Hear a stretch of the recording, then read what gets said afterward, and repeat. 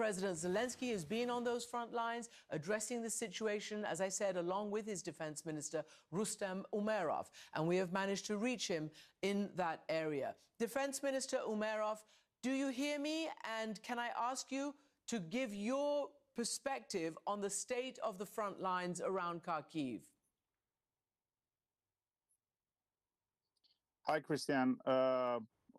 We, in the morning, had a meeting with the president in Kharkiv. The situation is hard, but it is under control. We're stabilizing the situation, but still we need more weapons to be assisted with.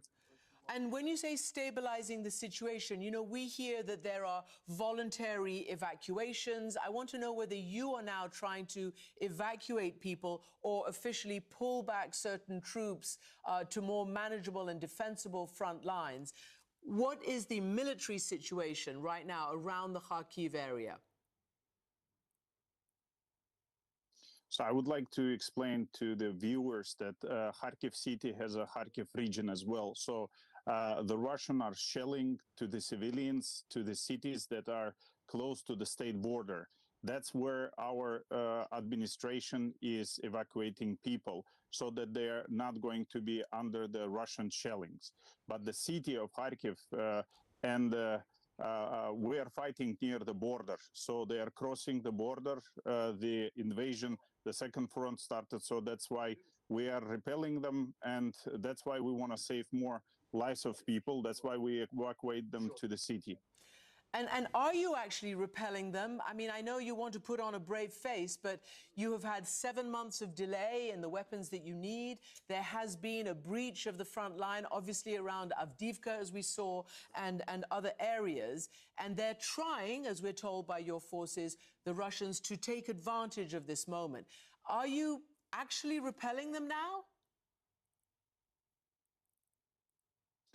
Well, Christian, we are in 10 years of fight and 2 years of full-scale invasion. So, of course, we are standing as much as we can. And the weapons are being brought with a delay. And the Russians are taking advantage of it. So all the approvals came 6 months later. So they want to take advantage. And that's why they want to they started second front not to allow us for these weapons to arrive. But nevertheless, as I said, we're trying to stay on the ground, repel the attacks. They're using the fighter jets. They're using the tanks. We are also trying to evacuate from the civilians that they're shelling, only from the border cities. So we're on the ground. And as I said in the morning, along with President, along with the Chief of Defense, we were in the operational zone. And I'm still in the operational zone. Because the president said, and many of your, major military leaders are saying that, it is critical and you're in the operational zone, as you've just said. You said you need weapons. Can you tell me actually whether these delayed U.S. weapons, whether the ammunition, whether the artillery is actually on the front where you need it now? Of course, we need to defend. We need air defense, and we're trying to defend the population. But we need the air defense to for the critical national infrastructure. We need to protect the also front lines, the brigades, and it's not enough. So we need more artillery. We need more armed vehicles, infantry vehicles. So that's what we need at the moment. I'm just going to ask you one more time. Has any of the American aid reached the soldiers and the lines that need it the most right now? It's constantly reaching. Okay. All the aid is coming, but we need it on time and in the big amounts. That's what's the problem. Most of the commitments sometimes are arriving later than what we expect, and we need weapons on time to repel the attacks. What do you think Putin's aim is for the next weeks and months? We've heard, obviously, that he wants to create this pressure on Kharkiv.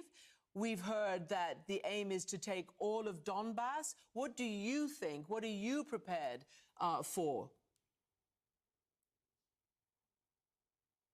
his objective never changed. He doesn't want the Ukrainian independent sovereign country to be existing. He doesn't want Ukrainians as ethnicity to be living in Europe, being a part of NATO. So he doesn't change any plan. He wants to open a second front. He is taking advantage that there is a delay of the weapons arriving to Ukraine. That's what he's doing. Mm-hmm. And you obviously have less people, less manpower than Russia does. There is talk about a much wider mobilization, conscription. You've already lowered the age of conscription. It is very tough, I know, politically inside Ukraine. Are you getting more manpower? You have exhausted troops who've been there, many of them, for 2 years.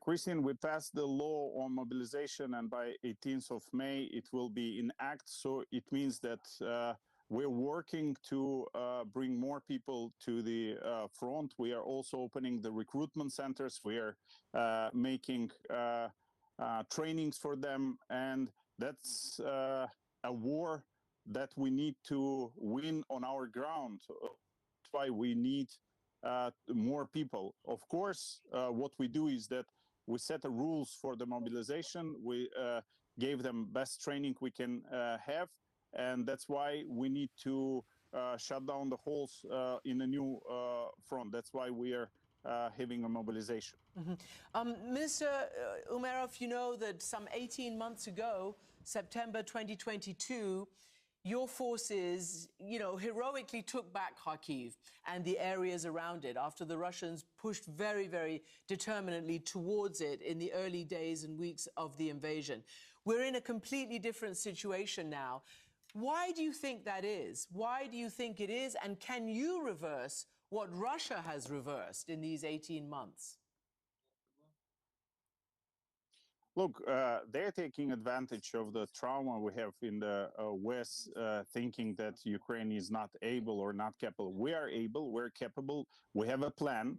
Our strategic goal is to reach 1991 borders. Our military goals are known to the military, and we're trying to protect people. We're trying to repel the attack and resist.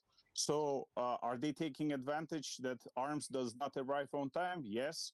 Are they taking advantage that financing is not being coming on time? Yes, they are.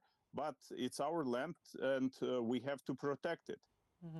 And I guess one last question. As I said, it's been reported and we've seen the evidence of a breach, at least one major breach that allowed the Russians to move into where they are now. Are you confident that you have the forces and the defensive lines in place, that there aren't other breaches along your very, very long front line?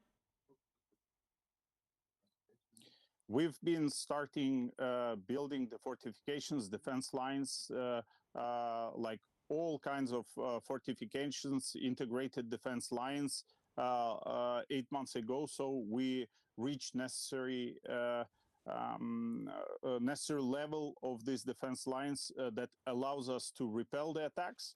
But because we need more arms, we need more weapons, missiles, air defenses, artillery. That's what is the problem at the moment. So we brought more people, but we need more arms now.